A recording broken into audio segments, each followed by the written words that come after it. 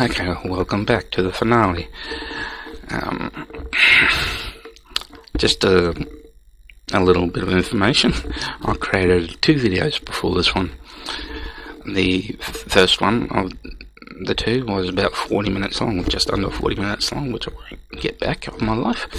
And we're trying to get the gem without actually picking up the gem, because we haven't been using a command.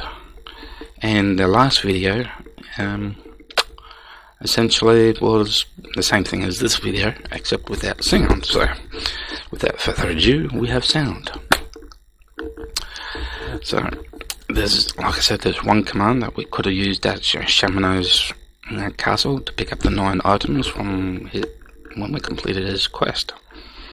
But we'll use this command. There's only 2 times that we need to use it, and then one was at Shamanow's castle, the last one is when we tried to pick up the gem. Of course, I was trying to pick up the gem previously in the previous video as well, trying to run into it to pick it up. Of course, that didn't work. So without further ado, we shall board this time machine and finish this process.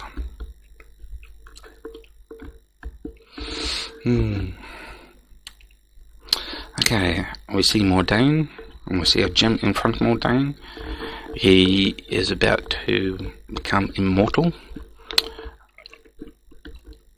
There, he's started this spell to transfer his power into the gem, thereby warping his personality even more, and essentially becoming immortal. It's like the Horcrux in Harry Potter, except Harry Potter's got what, 7, 8, 9 Horcruxes.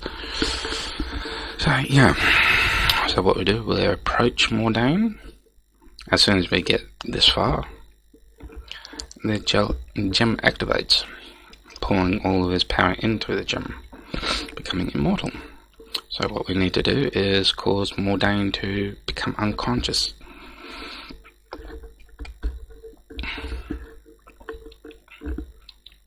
And we can do that easily by moving him to the west, blocking his escape routes.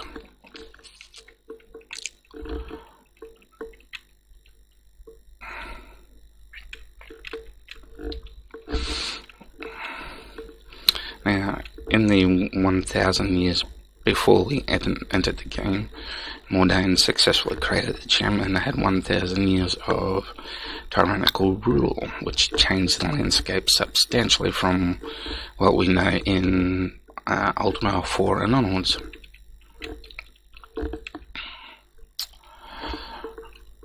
Oh, come on.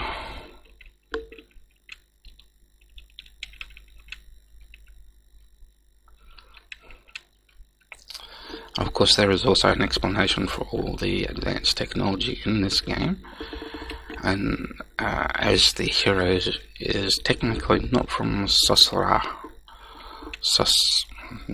however you wants to pronounce it. Sorry about that.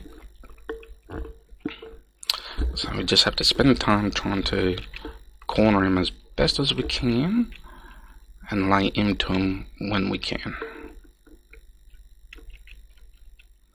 Okay, he's not dead, he's just unconscious. Then we use the command, we just try and get his health down a bit more. And this is where we use the command. It's very simple, it's just one push of a button and we can end this game. Press G for get gem. And this is when you need over 6,000 health points to get the gem and destroy it.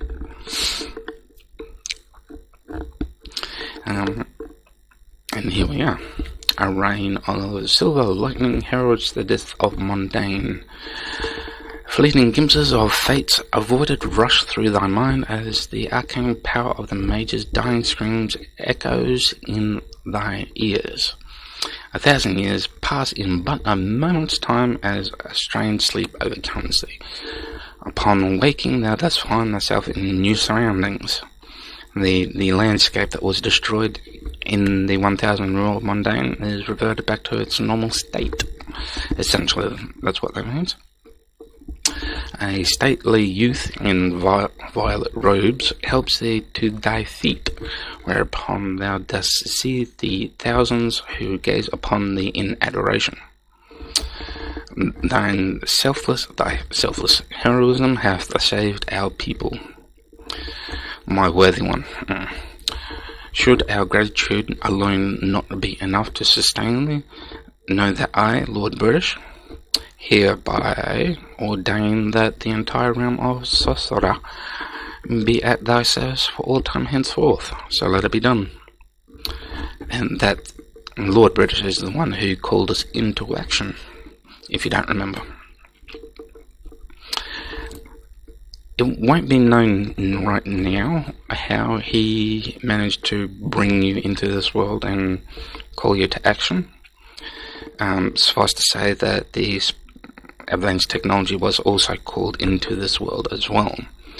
I am assuming that in order to find something that can destroy mundane, or someone that can destroy mundane, or otherwise leave the planet. Hence why we can go into outer space, and there's a lot of rogues in space and so forth. When we get to Ultima 6, we'll have the chance to go through the worlds of Ultima in the Martian Dreams and the Savage Empire, which we'll probably explain a bit more. But as for that, I'll try and explain more as we go on. For now, just know that it might be a little bit out of context at the moment, but as we go through the series of the games, we will understand more as time goes on. Although I probably have played pretty much all of it. I don't remember all of it, but we'll get there. So that's essentially it for this video. Alt Control Delete to restart just restarts the computer. So that's pretty much it.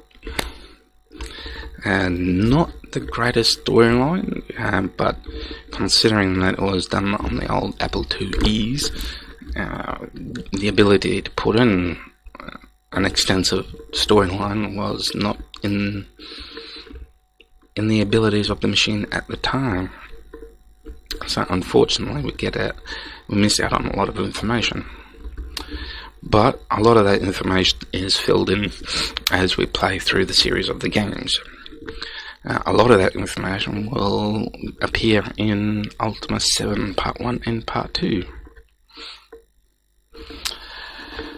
But some of it will be around in Ultima 4, 5 and 6 as well. So hopefully I'll be able to put the whole puzzle and the whole story to you in time. So I will end this video now and say see you later. Watch out for Ultima Part 2.